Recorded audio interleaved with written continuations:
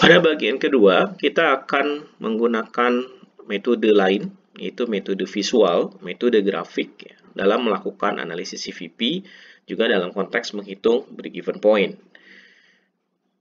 Metode grafik ini dibandingkan dengan metode sebelumnya memiliki keunggulan karena menampilkan visual dan bisa menunjukkan pergerakan data, ya, pergerakan data lebih dinamis. Sementara kalau pendekatan sebelumnya, baik itu menggunakan equations maupun menggunakan contribution margin unit, lebih ke statis angkanya dan tidak visual gitu ya.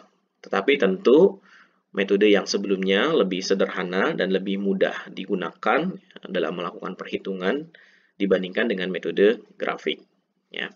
Namun untuk melengkapi analisis CVP, kita akan tunjukkan bagaimana menghitung break-even point dengan menggunakan metode grafik.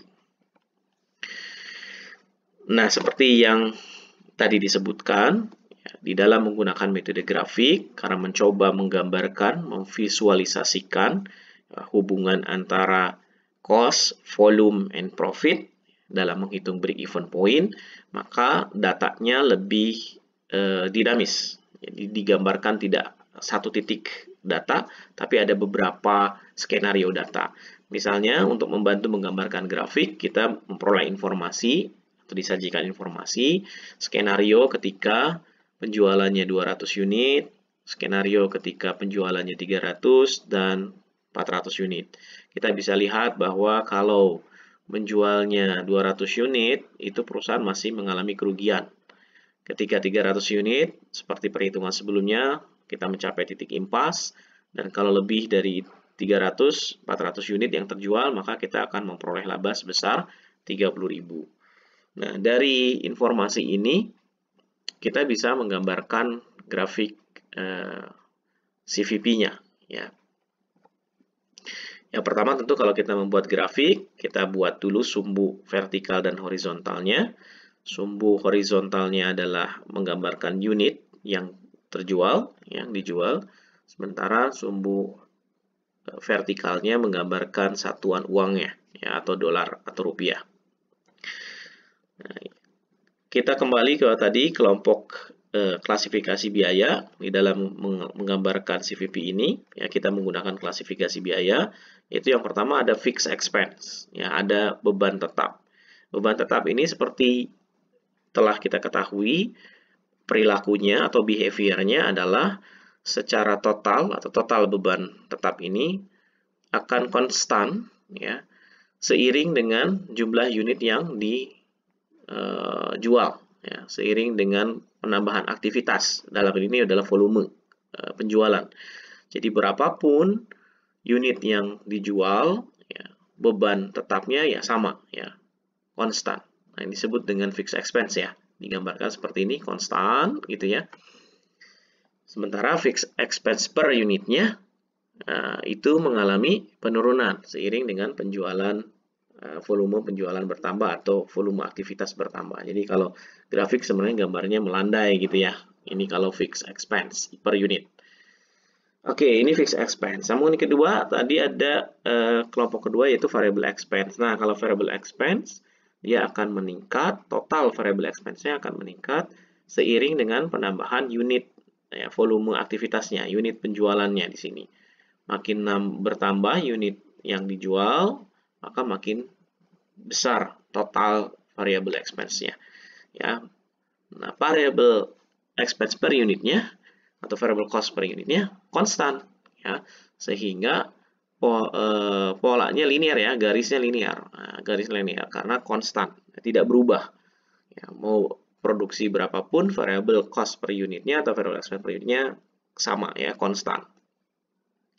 Kita tahu tadi angkanya variable cost per unitnya sebesar 300, ya. Nah, 300. Nah, ini ya, konstan. Ya.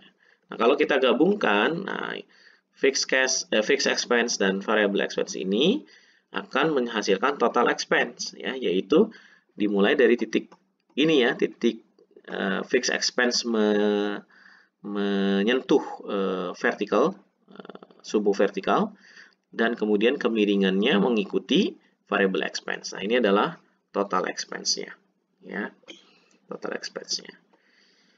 Oke, berikutnya setelah kita memperoleh gambar atau kurva dari total expense, ya, dari beban, maka kita gambarkan juga revenue-nya, ya.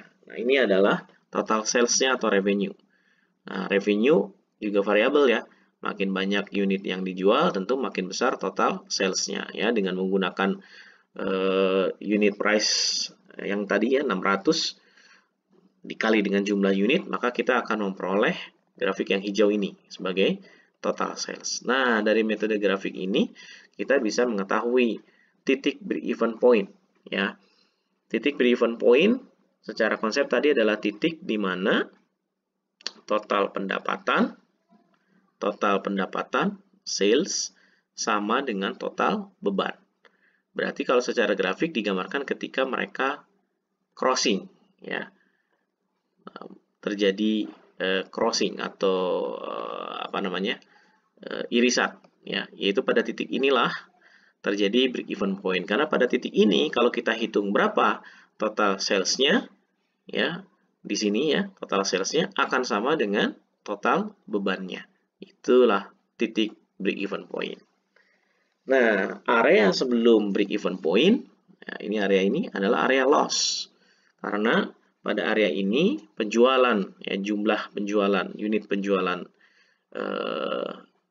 yang dilakukan perusahaan akan menyebabkan total sales-nya yang hijau ini berada di bawah total bebannya, maka terjadi loss. Sebaliknya di area yang di atas titik ini, ya, penjualan, ya, unit penjual ini akan menyebabkan total sales-nya yang warna hijau lebih tinggi dari total bebannya yang warna merah, sehingga ini adalah profit area. Nah, ini adalah pendekatan lain untuk bisa menjelaskan hubungan antara cost, volume, profit, menjelaskan di mana break-even point itu tercapai, di mana area terjadi loss, di mana terjadi area laba atau untung. Nah, kadang beberapa pihak, ya, atau manajemen prefer hanya melihat gambar profitnya saja, ya. Nah, ini kita bisa gambarkan alternatif penggambaran lain, yaitu hanya menggambarkan profitnya saja, ya.